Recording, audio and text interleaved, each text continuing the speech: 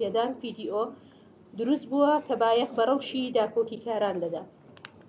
پێم باشە لێرەوە ناوی ڕێکخرا و دامەزراوەکانی ناو تۆڕی داکۆکی لە داکۆکی کاران بخەینە ڕوو کە بریتین لە ڕێکخراوی خەڵک بۆ گەشەپێدان PDO، ڕێکخراوی ڕاگەیاندن و ڕووناکبیری ژنان، ڕێکخراوی ڕۆشنبیری و کۆمەڵایەتی خانزاد، ڕێکخراوی ئاسوودە بۆ بەرەنگاربوونەوەی توندوتیژی دژ بە ژنان، یەکێتی ژنان، سەنتەری میترۆ، تۆڕی 19، دەنگی کرێکاران، ڕێکخراوی هاریکاری یاسایی ژنان، هەروەها ناوی داکۆکی کارانی ناو تۆڕی داکۆکی لە داکۆکی کاران کە بریتین لە بەهار مونزیر، شەدە بەشیر، کەژاڵ عەبدولقادر، شیرین تاهر، ئەرسەلان ڕەحمان، نیاز ساڵح، جوان ڕەحیم، شارۆ شاهۆ، ئاشنا حەما، سۆزان فەرەج، شاباز مەحموود، دیار بەرزنجی، نیگار ڕەشید، ڕووبار خالید، شایی ئاسۆ، شیرین سەبور، شۆخان حەمەڕەشید. سەبارەت بە هۆکاری دروستبوونی تۆڕەکە بەهارخان بەهار مونزیر با بفەرمێت بۆ خستنە ڕووی گرنگی و هۆکاری دروستبوونی ئەم تۆڕە بەهار مونزیر بەڕێوەبەری ڕێکخراوی خەڵک بۆ گەشەپێدان PDO هەروەها ئەندامیشە لە تۆڕی داکۆکی لە داکۆکی کاران. فەرموبارەک. بەیانیتان باش بەخێراتن. ڕێکخراوەکانی کۆمەڵگەی مەدەنی و ڕێکخراوەکانی ژنان هەمیشە خەباتی مەدەنی بە ڕێگایەکی ڕاست و دروست دەزانن بۆ داکۆچیکردن لە ماف و ئازادیەکان. هەمان کات کارکردن بۆ بەرەنگاربوونەوەی هەر نادادی و هەڵاواردنێک کە لەسەر بنەمای جیاکاری و نایەکسانی سەرچاوی گرتبێت. کار دەکەن و هەوڵی جدی دەدەن بۆ دروستکردنی ڕووبەرێک بۆ بەهێزکردنی دەنگی مەدەنی و چاو دەبڕنە ئەو پێشەلکاریانەی کە ڕوو دەدەن، بە تایبەتی پێشەلکاری و توندوتیژەکان لەسەر پرسەکانی ژنان و پرسە مەدەنیەکان. بە دڵنیاییەوە ئەم خەباتەش سەختە. زۆر جار داکۆچیکاران بەر هەڕەشە، توندوتیژی، سوکایەتی دەبنەوە. لە هەندێک کاتدا لە ژیانێکی ناهەمواردا دەژین و هەندێکیان ناچار دەبن وڵات بەجێ بهێڵن. ئەمە هۆکارە سەرەکیەکە بوو بۆ بیرکردنەوە لەوەی تۆڕێکی تایبەت هەبێت بە ناوی داکۆکی لە داکۆچیکاران لەسەر پێشنیاری ڕێکخراوی خەڵک بۆ گەشەپێدان و بە دەنگەوە هاتنی ژمارەیەک لە ژنان و پیاوانی یەکسانی خواز و ئازادی خواز لە ناو ڕێکخرا و دەرەوەی ڕێکخراوەکان دەست بەکار و دامەزرا. ئەم تۆڕە لە ئەنجامی پێشێلکاری بە مافی داکۆچیکاران لە هەرێمی کوردستان دامەزرا. ئەزمون و سەختیەکان وای کرد بگەینە ئەوەی ناوەندێک هەبێ بۆ گفتوگۆکردن، پاراستن، هاوپشتی لە داکۆچیکاران. لە ڕۆژی 12/2024 تۆڕەکە ڕاگەاندرا. ئەمە لە کاتێکدا بوو پێشێلکاری بە مافی داکۆچیکاران و پارێزەران و ڕۆژنامەنووسان لە عێراقدا لە ئاستێکی باڵادا بوو تاگەیشتە ئەوەی داکۆچیکاران لە مافەکانی ژنان و مافەکانی مرۆڤ لەسەر کارەکانیان لابران.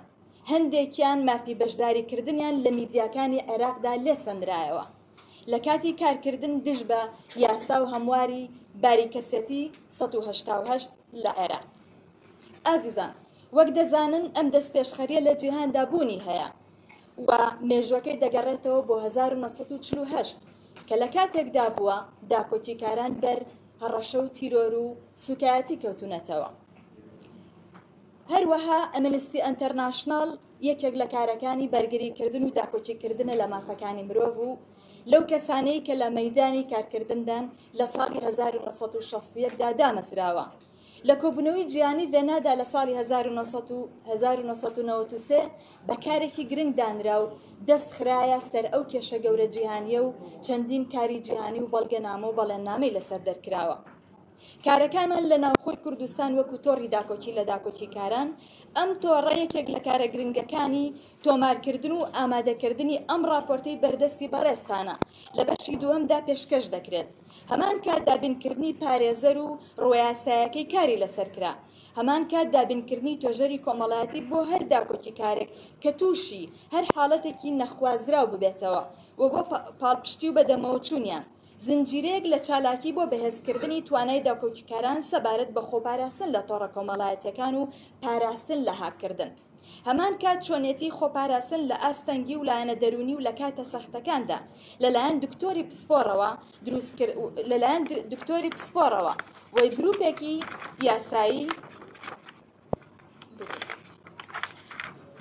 گروپێکی یاسایی بۆ دۆزینەوەی ڕێگایەک بۆ پاراستی داکۆکیکاران لە ڕێگەی یاساییەوە دروست کرا بۆ پڕکردنەوەی ئەو کلێنەی کە هەیە بە تایبەتی داکۆکیکاران لە قۆناغی لێکۆڵینەوە و لە دادگادا دۆسیەکان پشتگوێ دەخرێن و گرنگی پێنادرێت یاخود ئەوەندە بەسەر داواکەیە تێدەپەڕێت گرنگی نامێنێت بۆ گەیاندنی دەنگی داکۆچیکاران لە دەرەوەی کوردستان و عێراق بەشداریکردن لە نووسینی و ئامادەکردنی راپۆرتی سیداو بۆ کۆمیتەی تایبەت بە نەهێشتنی جیاکاری دژی ژنان لە نەتەوەی گرتوەکان لە جنێف لەناو ئەم راپۆرتەدا بەشێکی گرنگی تایبەت بە پێشەلکاریەکانی بەرامبەر بە داکۆچیکاران کراوە لە 25/2025دا ئەم راپۆرتە گەیاندراوەتە جنێف کە بەشێکی تایبەت بووە بە پێشەلکاریەکان دژی داکۆچیکاران لەم راپۆرتەوە وەرگیراوە.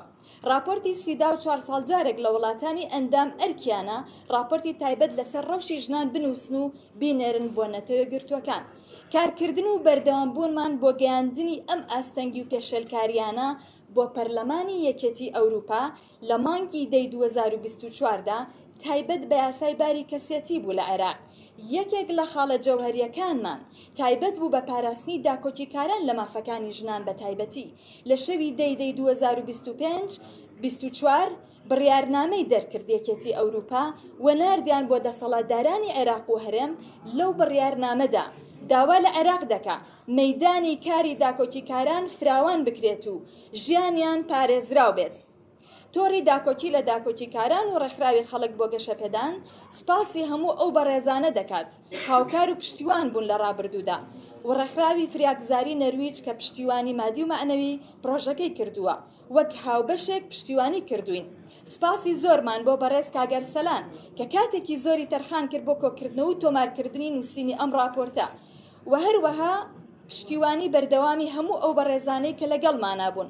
سپاسی هاوکارانم دەکەم لە ڕێکخراوی خەڵک بۆ گەشەپێدان هەمان کات ئەم راپۆرتە وەرگێڕراوەتە سەر زمانی ئینگلیزی و گەیەنراوەتە چەندین جێگای جیاواز. هەر بە ڕێزێک پاڵپشتی ئەم کارەی ئێمە دەکات وەکو تۆڕی داکۆچی لە داکۆچیکاران پێشوازی لێ دەکەین و سپاسی دەکەین. زۆر سپاس بۆ ئێوە.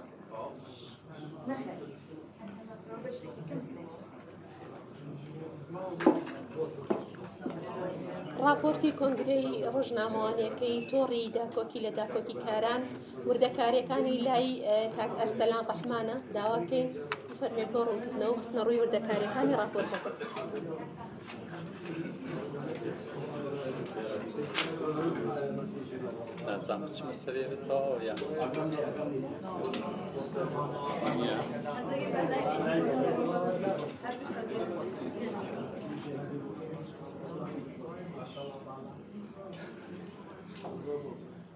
سڵاو ڕێزم کاتتان باش هەموو لایەکان بەخێر بێن بەڕێزان. ناوەڕۆکی یاگوشراوێک پوختەیەک دەربارەی ناوەڕۆکی و راپۆرتی ئامادەمان کردووە دەیخەمە بەرچاوی بەڕێزخان دەکرێت ئێوە وەکو میدیاکار بە دواداچوونی زیاتری بۆ بکەن و داواکاری لێرەوە کە هەر یەک لە خاڵەکانی ئەم راپۆرتە بکەنە هەوێنی بە دواداچوون و راپۆرت و کاری ڕۆژنامەوانی خۆتان. بەڕێزان راپۆرتەکە دوو بەشی سەرەکیە. لە بەشی یەکەمدا بە شێوەیەکی گشتی باس لە ڕەوشی داکۆکیکاران کراوە. لە بەشی دووەمدا ئەنجامی توێژینەوەیەک بە دواداچوونێک بە راپرسیەک خراوەتە ڕوو. لێرەوە باس لە پوختەی راپرسیەکە دەکەم. راپرسیەکە 46 چالاکوان داکۆکیکار لە هەولێر، سلێمانی، هەڵەبجە، زاخۆ، کەلاک، تەنانەت کەرکووک بەشداریان تێدا کردووە. لەو 46 کەسایەتیە یا چالاکوانەی کە بەشداریان کردووە کۆمەڵێ پرسیاریان ئاراستە کراوە. پرسیارەکان جۆرا و جۆرن و ئامانجلەی دەرخستنی ڕەوشی ڕاستەقینەی ئەو داکۆکیکارانە بووە. بە گوێرەی خشتەی ژمارەسەی راپرسیەکەمان لە وەڵامی پرسیاری ئایا وەکو داکۆکیکارێک لە تۆڕە کۆمەڵایەتیەکان و ڕوبەڕووی هەراسانکردن بوویتەوە لە 186 بەشداربووان واتە چالاکان داکۆکیکاران ئەوانەی کە وەڵامیان داوەتەوە وتویانە بەڵێ ئێمە ڕوبەڕووی یەکێک لە جۆرەکانی هەراسانکردن بووینەتەوە.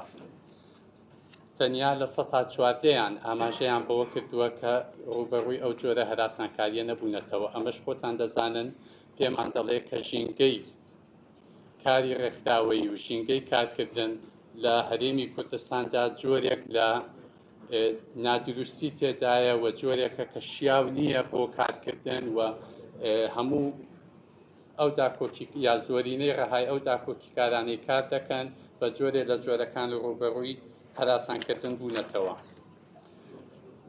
لە خشتەی ژمارە 4دا باس لە ئەوە کراوە ئایا وەکو داکۆکیکارێک تا چەند هەز دەکەیت پشتیوانی کەسانی دەوروبەر یا کەسانی هاوڕێ و نزیک و دەوروبەرت لێ دەکرێت. لە 139.5 بەشداربووان وتویانە بەڵێ ئێمە هەز بە پشتیوانی دەکەین. لە 123.3 وتویانە ئێمە هەستکردنمان بە پشتیوانی کەمە لە ئاستی پێویستدا نییە. تەنیا لە 111.6 وتویانە بەڵێ ئێمە هەست بە پشتیوانیەکی زۆر دەکرێت. کاتی ئەوە وەرکراوەتەوە دەرکەوتووە ئەو پشتیوانیە زۆرە لەلایەن جهەتی ڕسمیەوە نییە، بەڵکو لەلایەن کەسوکار و ئەندامانی خێزان و هاوڕێ نزیکەکان و هاوکار و هاوپیشەکانە. لە خشتەی ژمارە 5دا ئایا هەریەک لەو داکۆکیکارانە تا چەند ناچار کراون ڕوونکردنەوە بدەن؟ بەڕێزان ئێمە کۆمەڵێ داکۆکیکار کە دەچن لە شاشەکانی کەناڵەکان لە میدیاکان کاتێک قسە دەکەن شەپۆلێکی گەورەی دژایەتی و سوکایەتی بەرامبەریان دەکرێت و ئەم کەسایەتیانە ناچار دەکرێن ڕوونکردنەوە بدەن. وەڵامی ئەوەی تا چەند وەکو داکۆکیکارێک ناچار کراوی لە کۆمەڵگەدا ڕوونکردنەوە بدەیت لەسەر ئەو کارەی کردوتە، لەسەر ئەو پەیامەی دەرت بڕیوە، لەسەر ئەو لێدوانانەی پێشکەشت کردووە. لە 146.5 وتویانە بەڵێ تا ڕادەیەک ناچار بووینە ڕوونکردنەوە لەسەر کارکردنمان بدەین. لە 116.3 وتویانە ئێمە بەردەوام ناچارین ڕوونکردنەوە بدەین. لە خشتەی ژمارە 6 باس لە کاریگەریەکانی کارکردن لە بواری داکۆکیکردن پرسیار کراوە ئایا داکۆکیکردنتان لە ژنان، لە کرێکاران، لە چین و توێژەکانی کۆمەڵگە، لە دۆسیەکان، لە کەیسەکانی قوربانیان تا چەند کاریگەری لەسەر ئێوە دروست کردووە؟ لە 165.9 وتویانە تا ڕادەیە کاریگەری لەسەر ئێمە دروست کردووە لەسەر ژیانی ئاسایی و خێزانیمان. لە 111.4 وتویانە بەردەوام ئەو کەیسانە، ئەو کارکردنەمان، ئەو بەدواداچوونەمان کاریگەری هەبووە لەسەر ژیانی ئاسایی خێزانەکان و خۆمان. لە 109.1 وتویانە زۆر کاریگەری هەبووە لەسەرمان.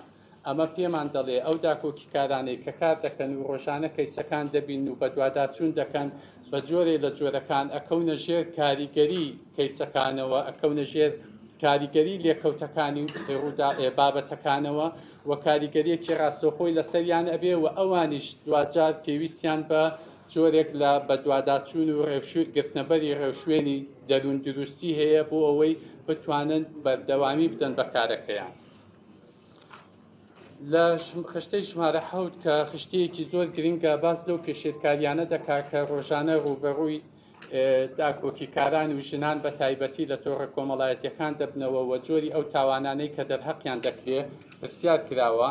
لە 159 بەشداربووان وتویانە ئێمە لە سۆشیال میدیا ڕوبەڕووی سوکایەتی و کۆمنتی زبر و جوێن و شتی نەشیاو دەبینەوە. ئەمە ڕێژەیەکی زۆرە بۆ ئەوەی کە لە واقعی سۆشیال میدیای ئێمەدا دەگوزارێت.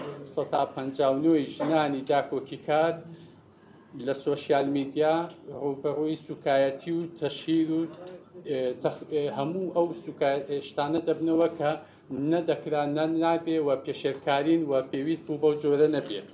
لە 156 ڕوبەڕووی هەراسانکردنی ئەلکترۆنی بوونەتەوە.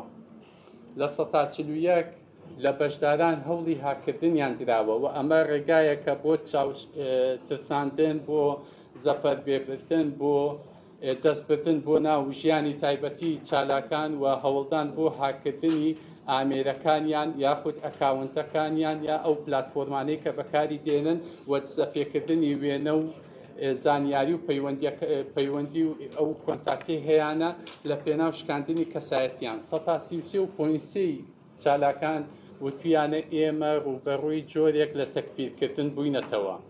خۆشتان دەزانن ئەمەش هەیە لە هەرێمی ژینگەی کارکردنی هەرێمی کوردستاندا کە بەشێک لە چالاکان بەشێک لە کەسایەتیە دیارەکانی کۆمەڵگەی مەدەنی و ئەوانەی بەردەوام قسە دەکەن حزوریان هەیە ڕوبەڕووی شکاندنی کەسایەتی و تیرۆری کەسایەتی دەبنەوە بە تەکفیرکردن.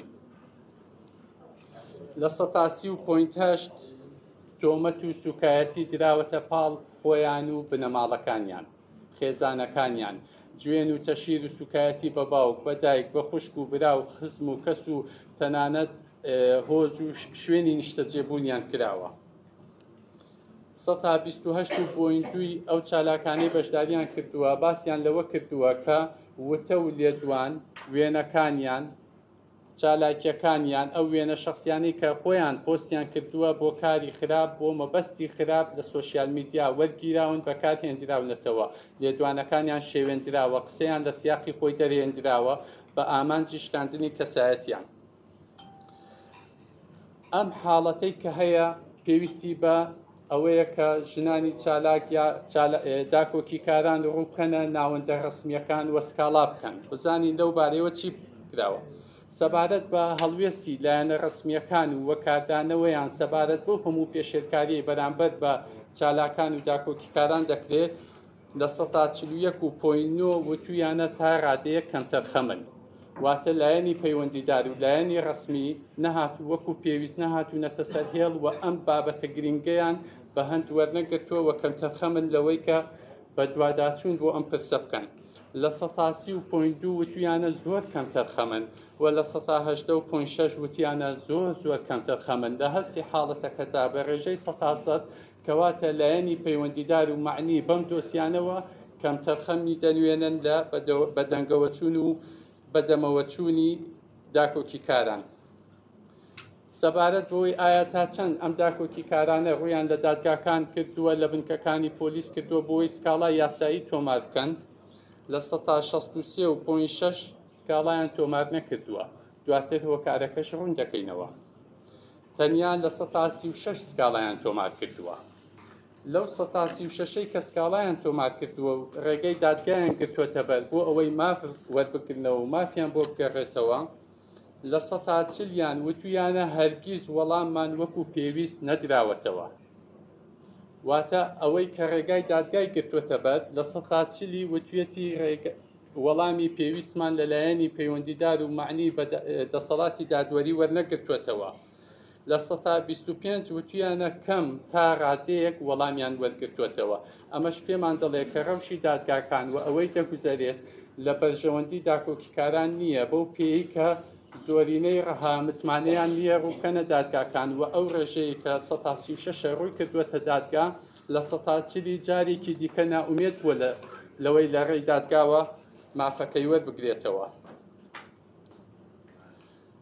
سەبارەت بە لێکەوتەکانی ئەم کارکردن و بە دوواداچوونی تونند و تیژی و داکۆکیکردن و حاڵەتانەی کە هەیە چ لێکەوتەیەکی لەسەر ژیان و دەرونی داکۆکی کاران هەیە لە 181 وتویانە فشاری دەرونیان بۆ دروست بووە.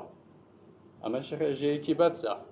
لە 134 ئەو داکۆکی کارانە وتویانە ئێمە هەستمان بە ترس و دڵێڕاوکێ کردووە لە کاتی کارکردندا. ئەمەش پێمان دەڵێ کە ژینگەی کارکردنی ئەم داکۆکی کارانە لە کۆمەڵگەدا ژینگەیەکی دروست نەڕەخسێنراوە بۆ کارکردنیان. 131.8 وتویانە پێویستیان بەلایەنی خۆپارێزی هەبوو ڕێکاری پێویستیان گرتووەتە بەر بۆ پاراستنی گیان و ژیانیان. 122.7 ئەم داکۆکی کارانە ناچار کراون واز لە تۆڕە کۆمەڵایەتیەکان و بەکارهێنانی ئەو پلاتفۆرمانە بێنن بۆ گەیاندنی دەنگیان.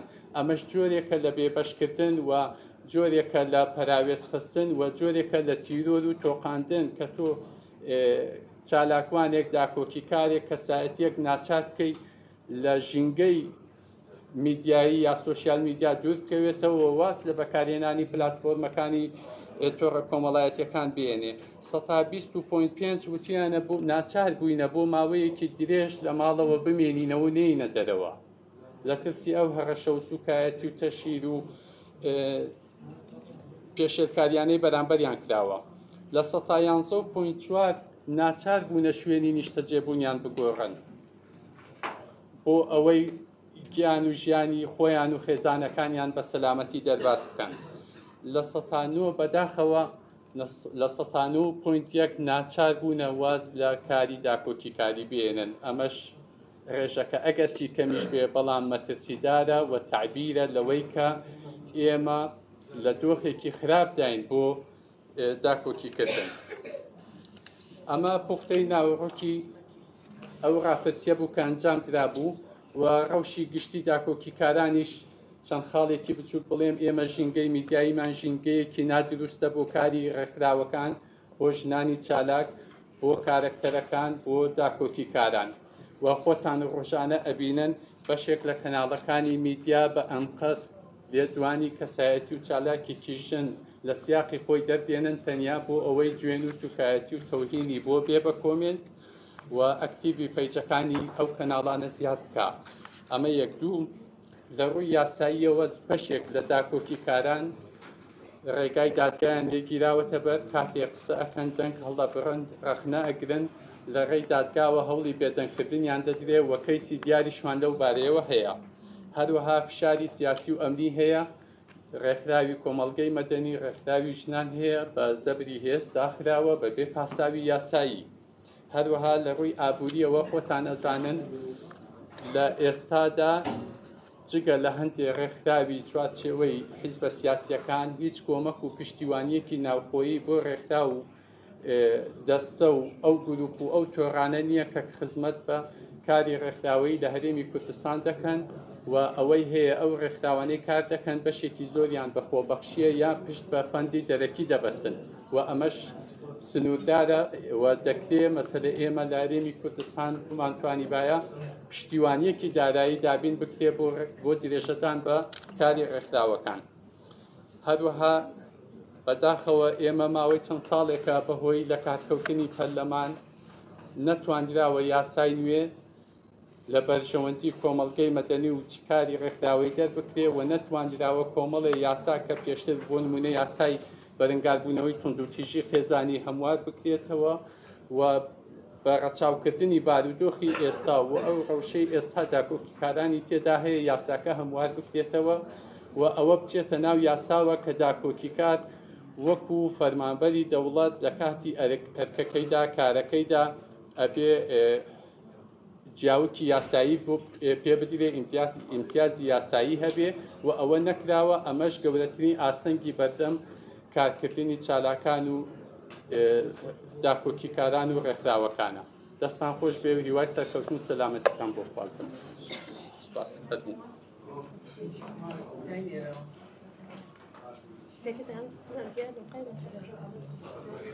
بەڕێزان، داکۆکیکاران پێویستیان بە دەستەبەرکردنی ژینگەیەکی گونجاو هەیە بۆ کارکردن تا بتوانن بە پشتیوانی دەقی یاسایی داکۆکی لە دۆسیەکان و قوربانیانی توندوتیژیەکان بکەن. بۆ مەشتۆڕی داکۆکی لە داکۆکیکار